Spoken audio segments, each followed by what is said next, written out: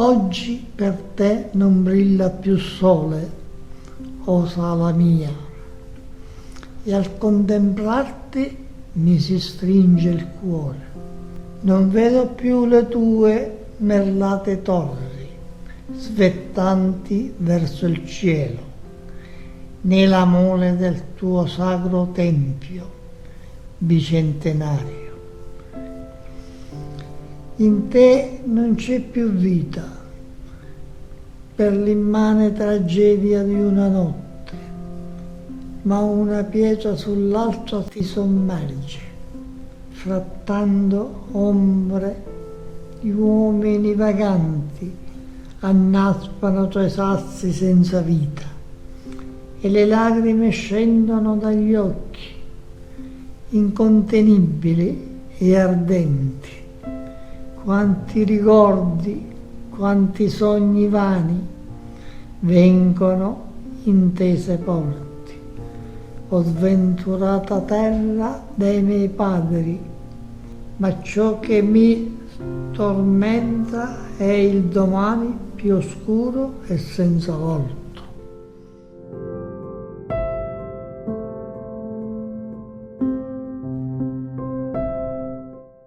It is impossible to describe the history of this country without the contribution of exceptional fellow travelers and the urging of Carabinieri Brigadier General Michelangelo Campanozzi, then a lieutenant on relief and assistance duty in 1968.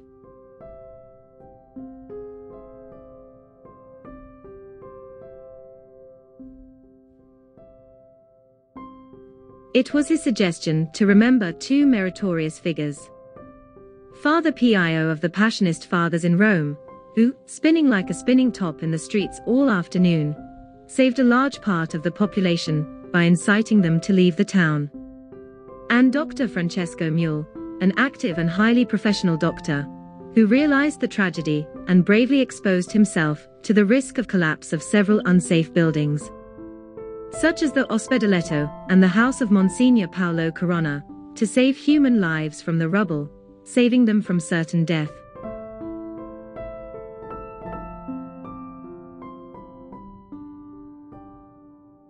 This is how Monsignor Vincenzo di Giovanni describes the territory in his book Vestigii Antichi in Salaparuta e nel suo territorio.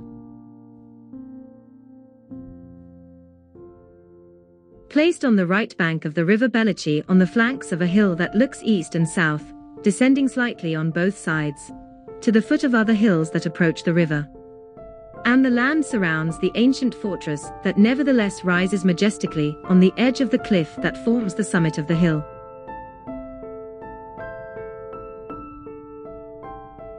This, too, is defended from the north by a higher hill, on whose east-facing ridge a part of the more recent settlement also lies.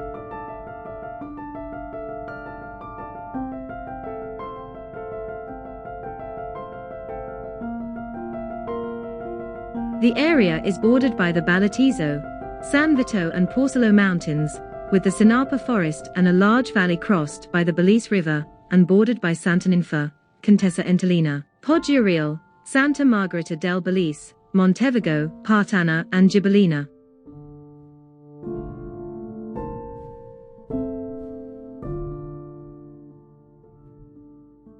The history of this territory is thousands of years old. The first settlements date back to the Neolithic period.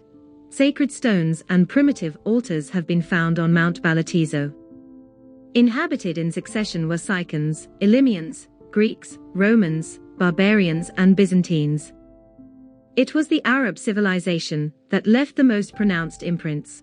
Water sources and fertile land made it possible to plant crops and gardens and build mills, cube and farmhouses.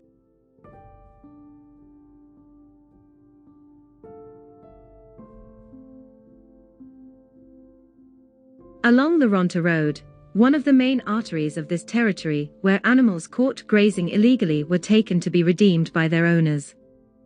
The hamlets Sala and Ral el Merit developed around the 9th century AD in territories not far away were those of Belice and Tarak. Over the years, they were abandoned or moved, probably because of unhealthy air, thus giving rise to the Rabattedi and Atteredi districts in the hamlet of Ral el Merit. Others were also built: Castellazzo, Cautali, and Seggia di Lu Turcu. On Ronta, an ancient late Roman tower stood on a high tough rock to control traffic, which later became the castle in the Middle Ages and gave rise to the development of the urban village that encompassed the land as far as the valley.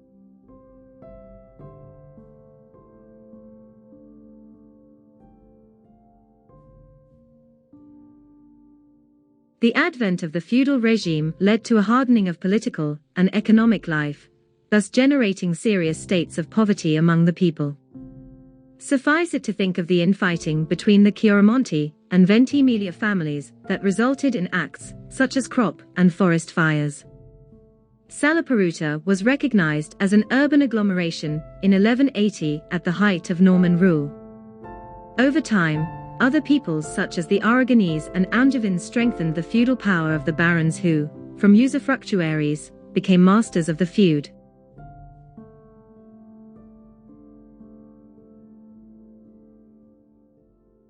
In 1370, a Chiaramonti decided to found a village in the area of Santa Caterina Jebelsgir, today's Gibellina Vecchia. The Salentani of the opposite faction, for fear of invasion, built a small wall with at least 3 gates and placed a cannon above the castle aimed at the village corresponding to Gibellina Vecchia.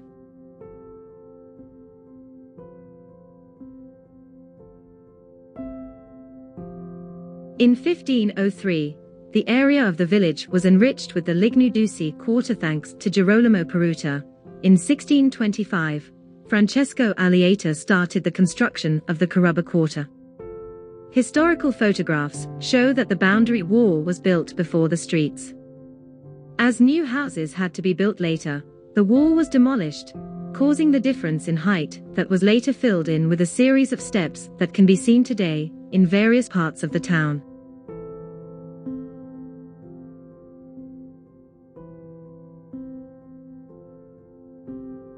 There were 2 drinking water supply points.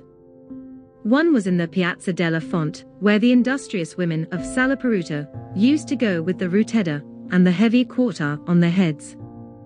Another point was at the market square, a place of social life located in the district known as the Licanola, where, until the mid-1500s, animals were traded. It was later joined by the fish market frequented by the people of Mazzara and Siaca, and the public baths. Outside the walls, in Via Conceria, there was a commercial area called Conceria. Here, using water, animal hides were macerated and tanned to obtain the raw material. In the same area, quarta were produced.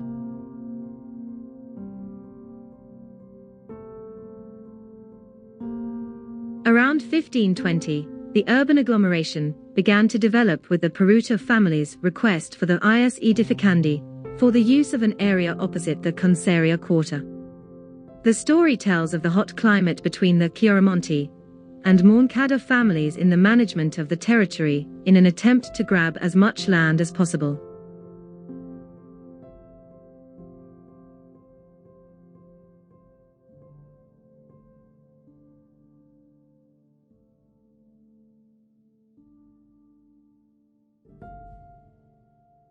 Salaparuta, having been first a principality and then a duchy, has always enjoyed protection, fame and wealth.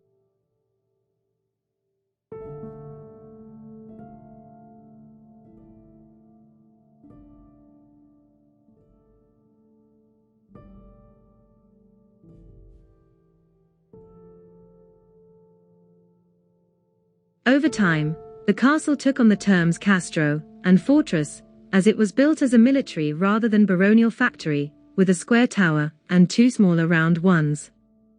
All of the towers were connected by walkways. Others were found during work on the Corso Monsignor Vincenzo di Giovanni and connected to possible escape routes from the castle.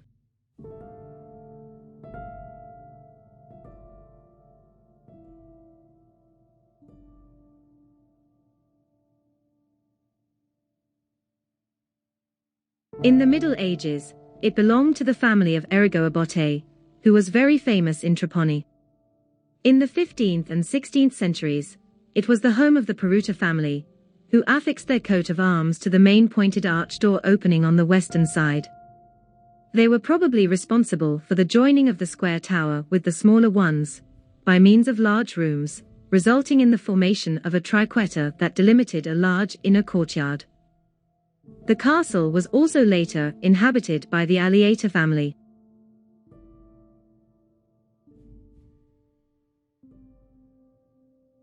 In 1820, a lawsuit began between the municipality and the Duke of Salaparuta and his successors, the Dukes of Cesaro. The town hall had its seat until 1821 to find a later location in front of the mother church, occupying a large part of the old square. There in 1950 it was rebuilt on 2 elevations.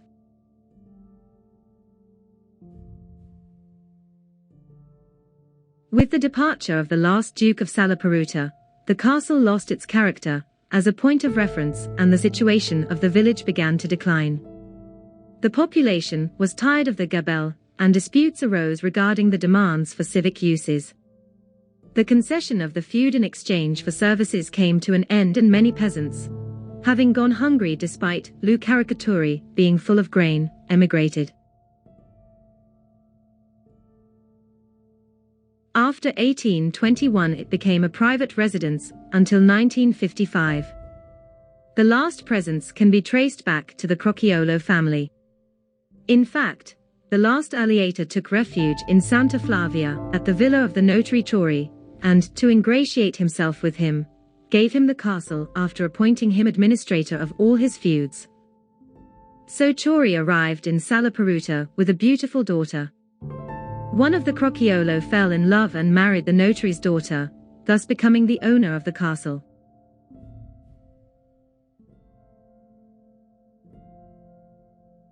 In 1954, the castle, which was in a state of neglect, passed into the ownership of the municipality, which decided to use it as a primary school.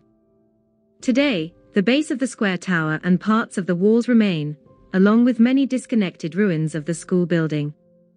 Adjacent to it was a large warehouse that only had access from the outside and an oil mill. The warehouse was attached to the walls, had windows and a large inner courtyard with a house all around it.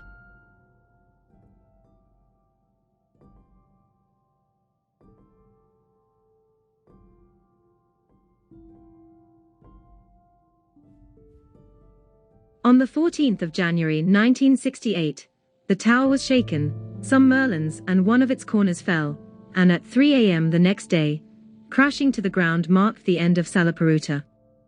At that time, these were the districts that made up the urban agglomeration: Attaredu, Rabatedi, Ligni Duci, Carubba and Cappuccini.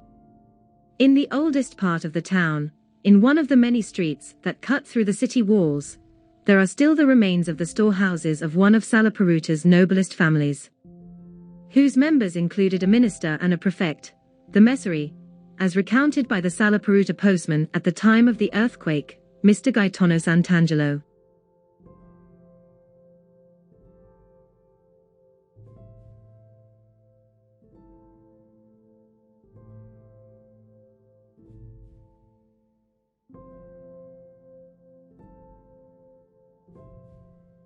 He recalls the place where Dr. Baldo Grafagnano's father had his shop and where he lived. He also recounts that near the mother church, there was one of the most beautiful churches that was already in a state of deterioration even before the earthquake. The Badia with the convent and a 17th century church of the Sisters of Mary next to it. He also recounts that being a small town of about 3,800 souls, there were a lot of people around after school and people were walking around peacefully in the streets. He said that there was a tunnel under the castle that connected it to Sala Vecchia, in the downstream area of the village, and that a hen and 12 golden chicks were hidden in a secret place. Many people over the years went looking for it, especially in the walled paths where the torches went out due to the lack of oxygen. His father was one of these explorers who went underground as far as the Via Roma, where they heard farm carts passing by. It was the only road that allowed these vehicles to pass through at the time. Of course, being the classic Trovatore story, this hen with her chicks was never found by anyone.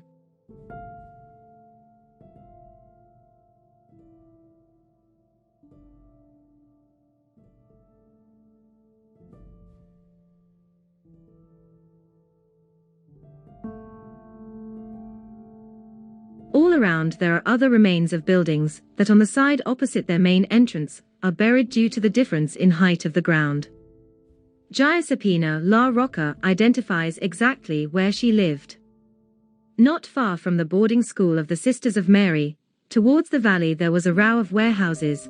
Her family rented the stable and the hen house.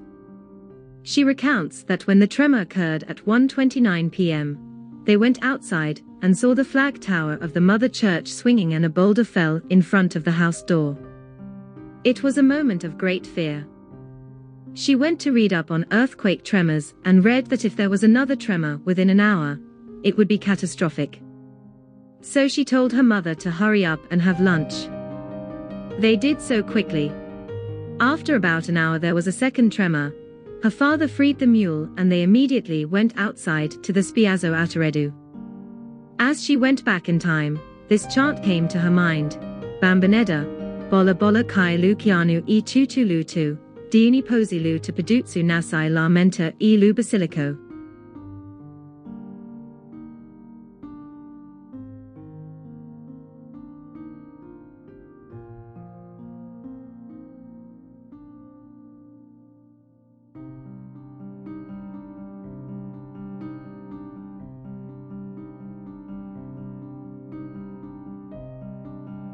Entering the noble part of the town through via Matrice, and then via Castello, one arrives at the side door to the castle.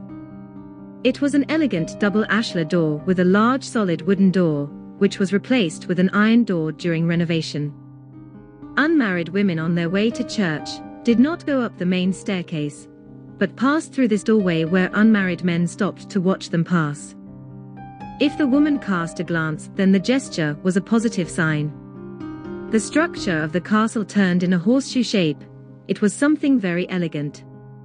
The attendants will recount the details. It was rich in salons with drapes on the walls, magnificent maiolica floors, valuable antique furniture, trousseaux and gold necklaces over a metre long. To this day, one of the mullioned windows that was hidden by partitions in 1954 during the refurbishment of the building as a public school. With the collapse of the earthquake, it came back to light.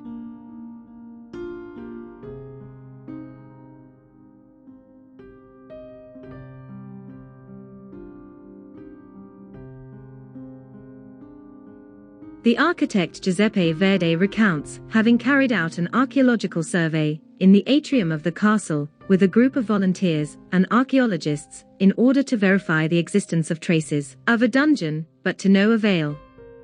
All that remains of the castle is the memory of a very large arched hall, several rooms on the upper floor, and on the lower floor a part used for kitchens and the living quarters of other, less noble families. There was also the sirocco room where, on hot windy occasions, one could stay very cool.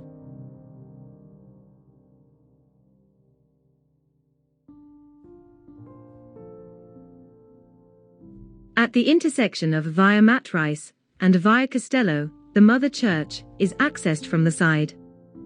The bases of the pillars of the naves and the structures of the side altars remain. On a basilica plan with 3 naves, transept and dome, it had a very slender facade in the middle section, typical of Sicilian Baroque. Architect Giuseppe Verdi remembers the streets that reached in front of the main staircase, via Rosario di Lorenzo, and via Dottore Diego Fazzino. In a project that was never realized, they were supposed to merge into a square to make the facade even more scenic.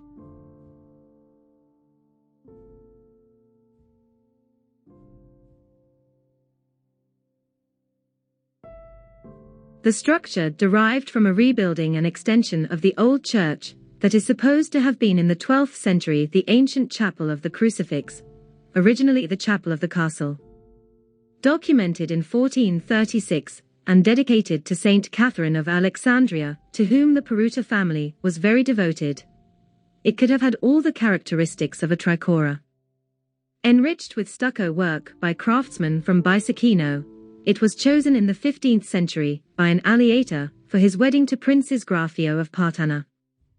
At 40 meters long and 21 meters wide, work on it began in 1610.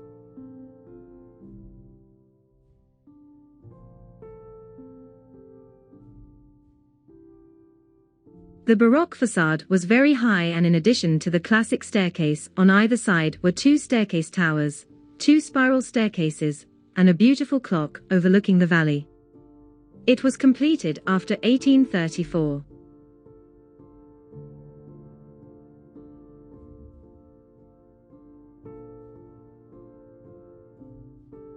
The original staircase was fan-shaped and arrived in front of the church door.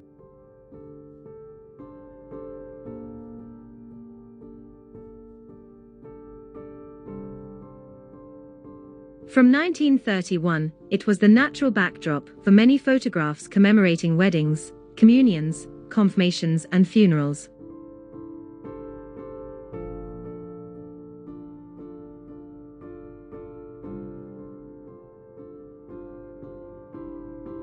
The church was very harmonious with its composite interior. It had 13 altars complemented by marble and enriched with valuable works of art.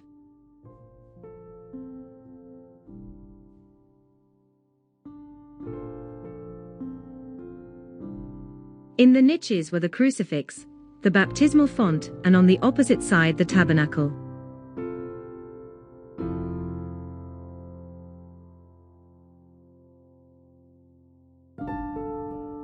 The steps of the main altar were not made of marble, but of chalky stone, which has deteriorated under the action of the weather.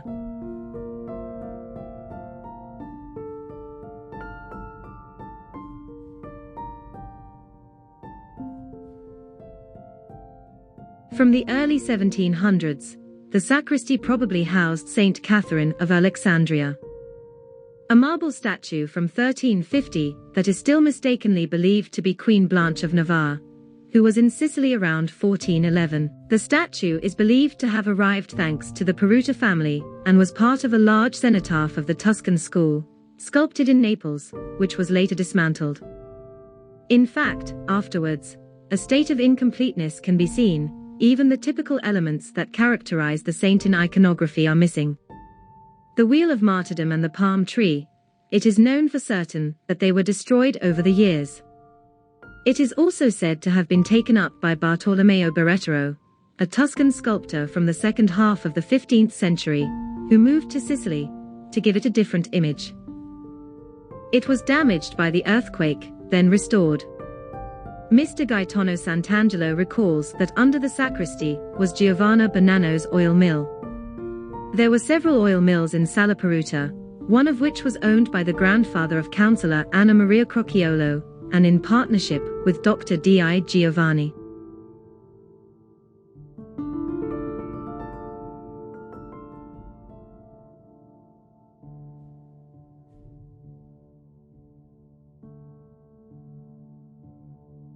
Behind the sacristy can be seen Le Caricatore, built by the prince in the 15th century next to the castle, and west of the entire length of the mother church. It was a sort of grain consortium where the Salentani peasants went twice a year, first to store the harvest and later to load the wheat before sowing, but also to take it for bread making. Councillor Anna Maria Crocchiolo recounts that it was also called Le Macassino Grani.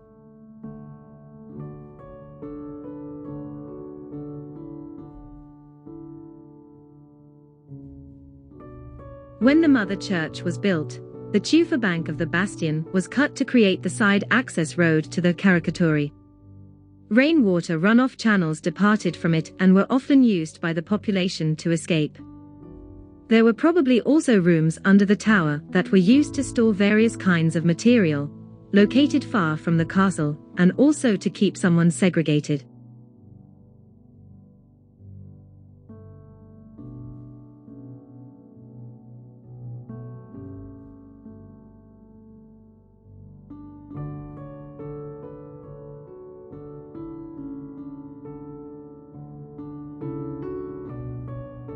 Around the middle of the 17th century, Civic relations between Ghibellina affiliated to Poggio Reale, Salaparuta's ancient fiefdom, and Salaparuta were at loggerheads, and lasted until 1900.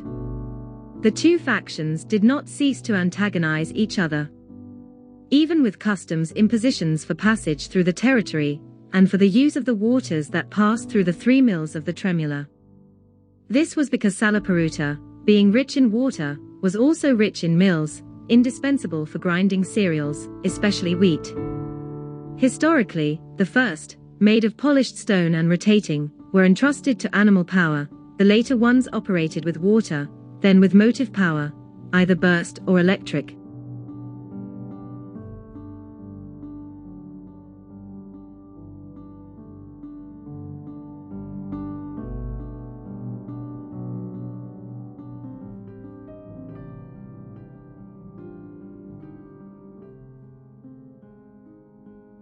The reconstruction of the mill present in Salaparuta Nuova corresponds to the one inside the 17th century warehouse owned by the prince, which passed into the hands of the Caminecci family, who converted it into an electric mill.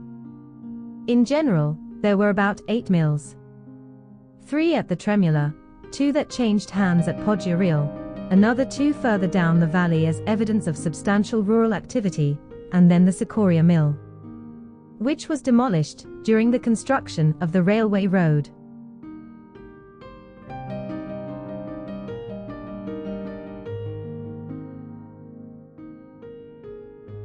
In front of the shrine built to commemorate the tearing of Jesus' heart, Councillor Anna Maria Crocchiolo says that although she was only 9 years old, the memories are quite clear.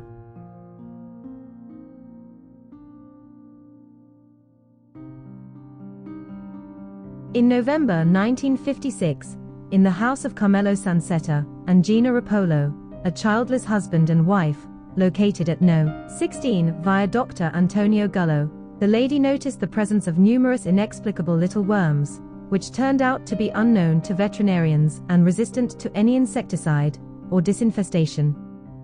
They disappeared for good on the 13th of January 1957 when Mrs. Gina, while making her bed, noticed that the pillowcase was wet. Instinctively, she looked up and saw that the plaster bedside with the image of the Sacred Heart of Jesus was weeping and oozing. In those days, what happened in Salaparuta was similar to a miraculous event.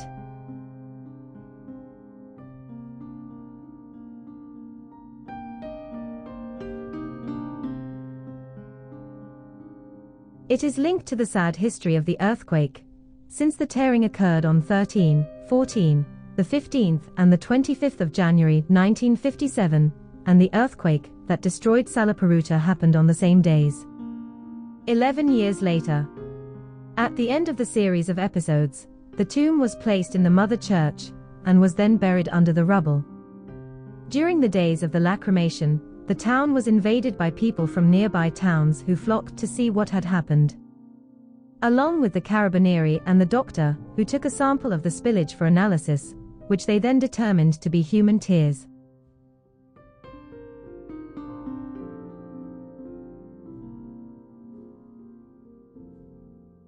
For the Salentani, it was a matter of 2 miracles. The first concerned the catastrophic event of the earthquake, in which almost all of the people were saved, except for 19, who were suffering and bedridden. The second was the tearing of Jesus' heart, a coincidence that made people reflect. Today in Salaparuta there is a group of people who have remained attached to that event of worship and try to transmit this memory to the young people so that it is nourished and not dispersed.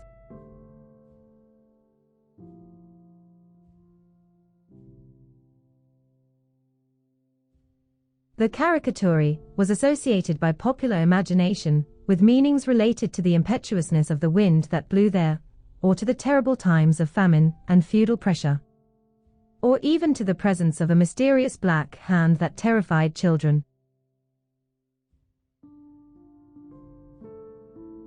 There is also the popular legend of the witch who used to dwell in the Salaparuta forest, where she carried out all her dark activities, including making children disappear. It is said that one day the townspeople, tired of what was happening, decided to chase her away. Before leaving the forest, the witch cast a strong curse.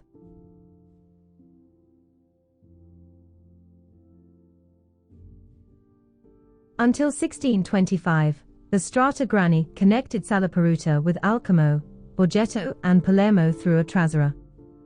It then changed its name to Via Grande, becoming flat with characteristics of length and width. In the initial part, the Church of the Trinita was built, which later collapsed in the earthquake. During the war, in order to improve the transit of military vehicles, an arch adjacent to this church was demolished. On the opposite side it ended with the church and the Capuchin friary. In 1791, it changed its name to Corso Monsignor Vincenzo di Giovanni. Starting from the Caricaturi, and partly replacing the old road of the Ronta, it made it easier to reach Poggioreale. Also connecting with the church and convent of the Capuchin friars and the cemetery. Apart from this artery, there were no other carriage roads, but only trazzia, some of which were royal. Another way of communication was represented by the navigability of the Belice River.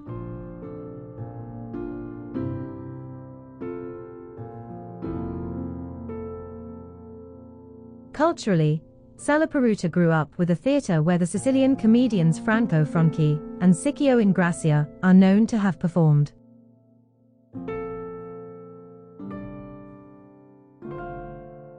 The outlines of the town's history were traced by the meticulous work carried out by Monsignor Vincenzo di Giovanni, president of the Storia Patria, and author of many publications. In his home was Antonello da Messina's El Annunciator, mistakenly believed to be the work of Albrecht Dürer, which he probably obtained during one of his trips. His sister donated it to the National Gallery in Palermo in 1906 after his death. Continuing along the Corso, one notices the remains of the Banco di Sicilia agency. Originally located in the Ferrotti house, the home of accountant Antonino Crocchiolo, demonstrating efficiency and usefulness towards the social good of the population. It benefited from a new construction on the Corso in March 1963.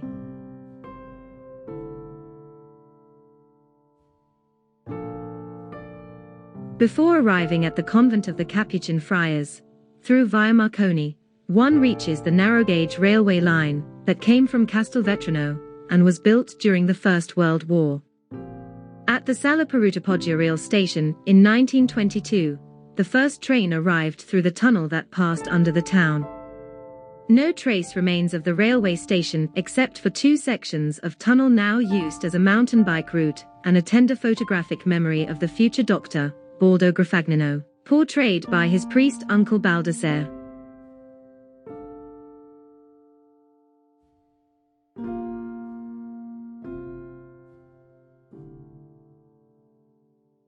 We continue in the company of the deputy mayor with responsibility for culture Patrizia Sant'Angelo to the church and convent of the Capuchin friars, whose construction work began in 1725 and was finally completed in 1753.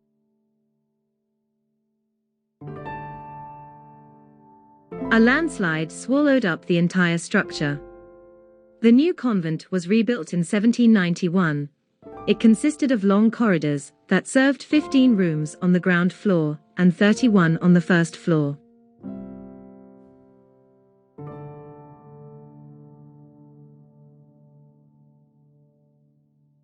The church, incorporated into the body of the convent, had a single nave, which was entered through a beautiful portal crowned by a sturdy cornice.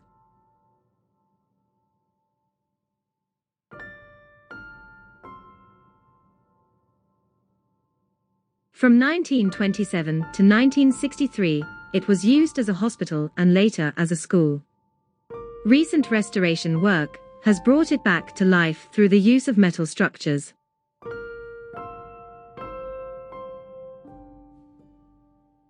In the clearing in front of the structure, one can see one of the three still existing crosses that historically characterized the village, placed during sacred missions.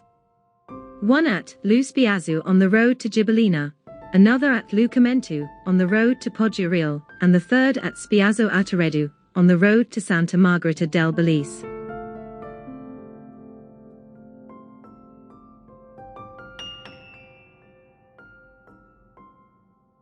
Just outside the center of the ruins is the cemetery. Having abandoned burials inside the churches, the first cemetery was built in 1890, located outside the town, with a large warehouse behind it that was transformed by the Caminecci, a family of Palermo origin that acquired several fiefs in Salaparuta, a neo-Gothic-style villa with some Moorish arches, and then a mill. The cemetery today features noble chapels and monuments, flower beds, burial niches and services. From here one can observe the surrounding area, green with vegetation.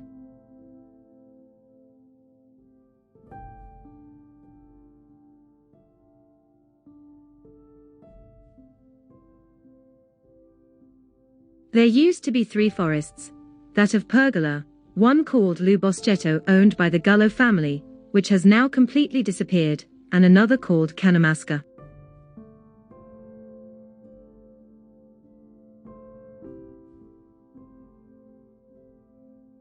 A few kilometers away, halfway between Salaparuta and Poggioreale, the aging, precariousness, and artistic value of the small Crocchiolo villa. Built in 1886 by Commendator Giuseppe Crocchiolo, to a design by architect Palazzotto, comes into view.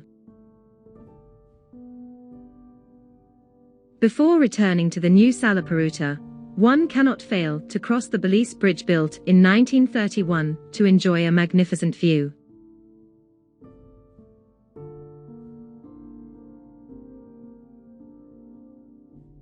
Information from church registers attest to the presence of migratory currents in 1860 and then in 1902.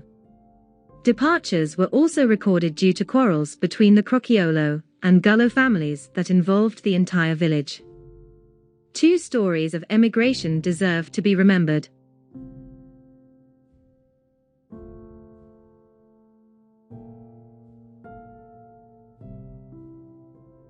Girolamo La Rocca, from Salaparuta, a passionate cobbler and trumpet player, and his wife Vittoria de Nasca, from Poggioreale, emigrated to America in 1876.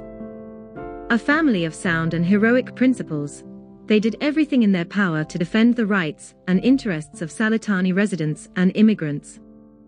There was always cheerfulness within the family, since apart from Girolamo, all the other 5 sons played an instrument. This was also the case for Nick, who after his father's death continued to be involved in music to the extent that he coined a new genre, jazz. In 1917, he recorded his first record in New York, and it was an immediate success.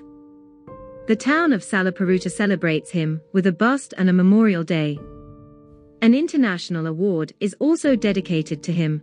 2 other important young jazz musicians of Salaparuta descent should also be mentioned: Louis Prima, 1910 to 1978, and Leon Joseph Rapolo, 1902 to 1943.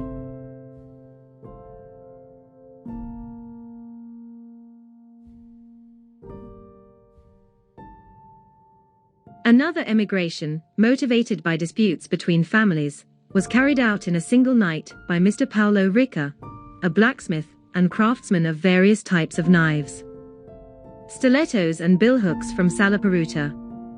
The author of the publication, Illinois Coltello Antico Siciliano Knives, the gemologist Paolo Aldegheri, kindly provided this photo, on which it is worth dwelling. This Roncola Salentana, made by Paolo Ricca, has a goat horn handle, a side lever release system, with a ferrule and cylindrical engraved brass finial. It is 30 centimeters long, and is part of the Aldegheri Art Ricerca Museum collection.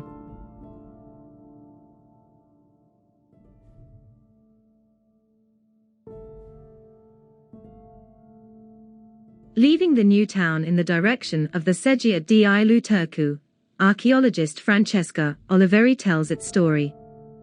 The legend of this monolith refers to the period of Arab domination in Sicily. A first interpretation states that it could probably be a standing stone, that is, a prehistoric megalith.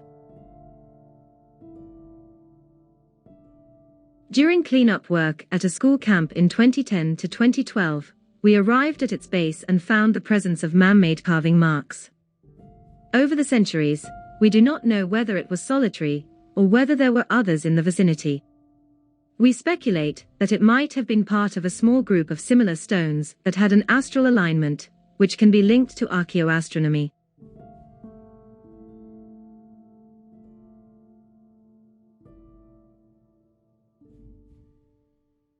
Another interpretation is that it could have been part of a larger structure that later collapsed. The part left standing could be the entrance to a dolmen tomb, like those discovered a few decades ago in Contrada Pergola. The seat-like recess at the top was excavated at a later time and used by the Arabs. It is possible that the site had been the seat of the Arab Emir Abu al-Qasim, who may have acted as head of justice and administration.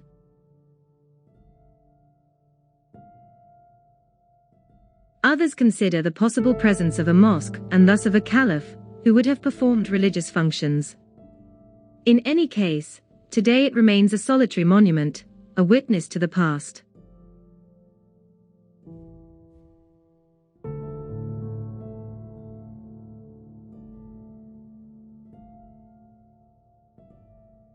Outside the walls of the ruins, a slight hillock with a magnificent view offers the possibility of visiting a cuba in the Contrada Santo Mena. Giuseppe Stillone, the owner of the land, talks about it, referring to what Father Grafagnino left behind. We are in the 1600s to 1700s. The cuba was the shelter for the Pyrrhonists who worked in this area rich in Perez, namely stone quarries from which tufaceous ashlars useful for building were extracted. Inside, they slept on a straw bed and refreshed themselves during breaks in their work. It was equipped with a hearth and an area for clay pots and cooking utensils. Although the return journey was not long, it was customary to stay on site for the entire period of stone quarrying.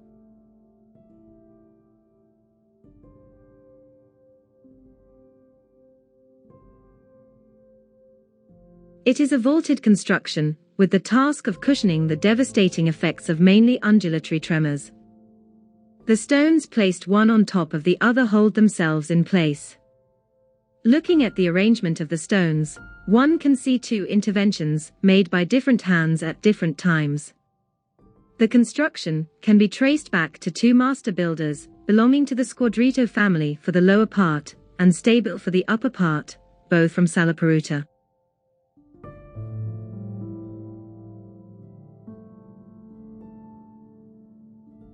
Of all the existing tombs in this area, this is the only intact one. The others hardly exist anymore except in the form of ruins, like the one located in Contrada Pergola. Archaeologist Francesca Oliveri confirms that the excavations, in general, have not made it possible, despite the Tholos vault and comparisons with similar structures in eastern Sicily, to prove their funerary use, because the tombs, containing entire families, had long since been dismantled and vacated by those who should have used them for different purposes.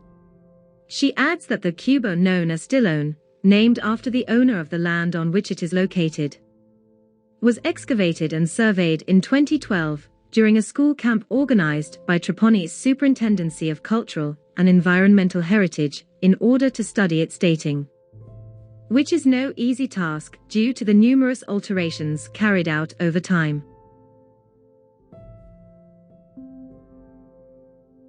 Certainly some of them gave refuge to deportees, who escaped the forced relocation ordered by the Spanish government at the end of the 17th century, when the nearby Poggio Real was founded. This is testified by an inscription in a cuba in Contrada Santa Rosalia.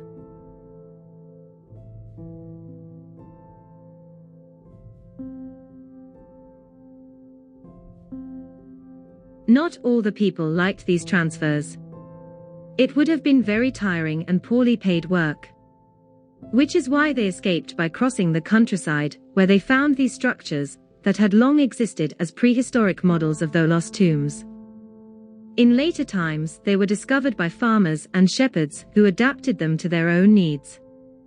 This finding, more on an anthropological than an archaeological level, underlines a cultural lingering of a model that was able to transform a tomb into a room that could be used for storing agricultural tools, and as a shelter from the weather or for hiding, to better detect untimely approaches and to feel safer.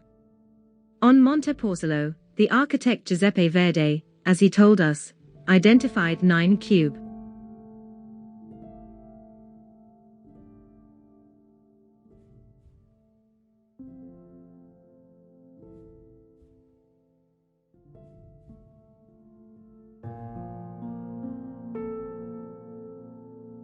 Sunday the 14th of January 1968, 1 p.m., 29 minutes, 29 seconds. The lunch that the inhabitants had prepared was eaten by very few because the tremors sent pots, plates, tables, kitchens, chairs and with them serenity, savings, and unfortunately, also human lives, flying through the air. The rescue operations were entrusted to mayors, prefects and ministers.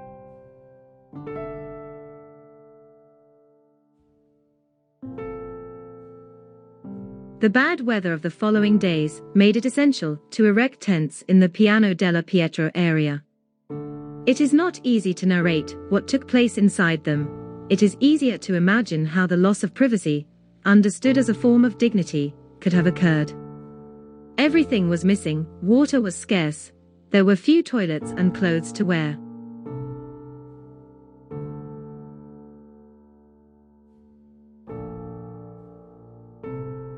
Because of the difficult conditions of the evacuees, after a short time, huts were built in the area known as the Piano del Pile, to be used for 2 or 3 years at the most.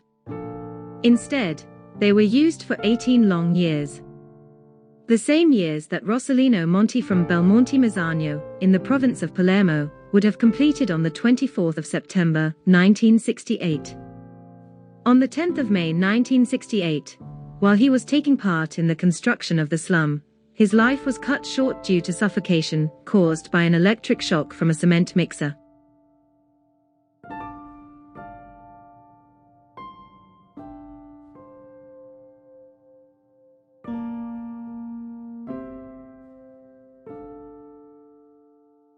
Beginning in 1972, the Nuova Salaparuta was built with modern features at Contrada Cusimano, 170 meters above sea level. Public buildings and new housing were created with large squares and driveways alternating with pedestrian streets. The main phase of reconstruction was completed around 1985. In the new town, it is worth visiting the 2 churches where works of art recovered from the rubble are kept.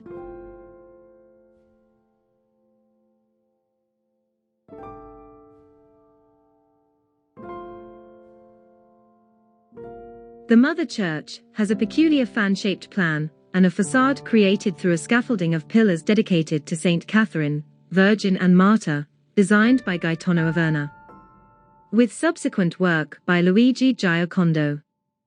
It features a statue at the entrance that some scholars believe to be attributable to Queen Blanche of Navarre, others believe to be the simulacrum of Saint Catherine of Alexandria. Inside, there is a holy water font, the baptismal font, the valuable crucifix by Friar Benedetto Valenza from 1755 placed on the high altar, and the painted stone depicting the Madonna col Bambino, venerated as the Madonna del Perenio, miraculously found, according to tradition, in the 16th century, by a woman named Beatrice, who was washing clothes in a stream. There are also paintings of Saints Cosmas and Damien and Saint Louis, King of France.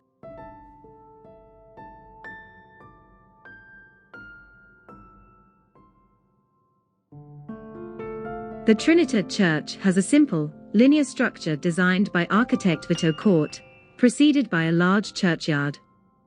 It houses the wooden statues of the Madonna and the Cristo Risorto from the end of the 18th century, works by Girolamo Bagnasco. The statue group led in procession of the Madonna del Perenio, with Saint John the Baptist and Saint Nicholas of Bari, the statue of the Madonna dell'Assunta, Addolorata, and Cristo in Croce, St. Rita of Cascia, and St. Joseph. Another monument to visit is the 1926 War Memorial, salvaged from the ruins and commissioned by one of Brooklyn's emigrant communities. Other communities of Salentani exist in Australia and Argentina.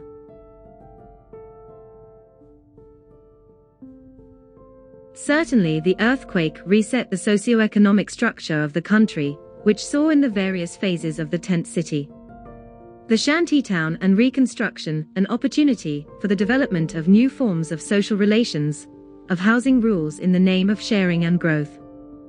But the identity and history of those people and their country must not be forgotten. This production is dedicated not only to the Salentani, who now live in the area, or are scattered around the world, young and old, who have experienced the earthquake, or have only heard about it, but also to the memory of the 19 lives that were wiped out under the stones and to the sacrifice of the worker Rossellino Monti. Salaparuta has been scarred by the earthquake and migration, humiliated by a careless reconstruction of cultural background that has been slow and full of criticalities. Over time, people united in the face of difficulties, chasing the desire to return to a home of their own. Today they are faced with a reality full of physical and cultural desolation. The risk is that of permanently losing identity.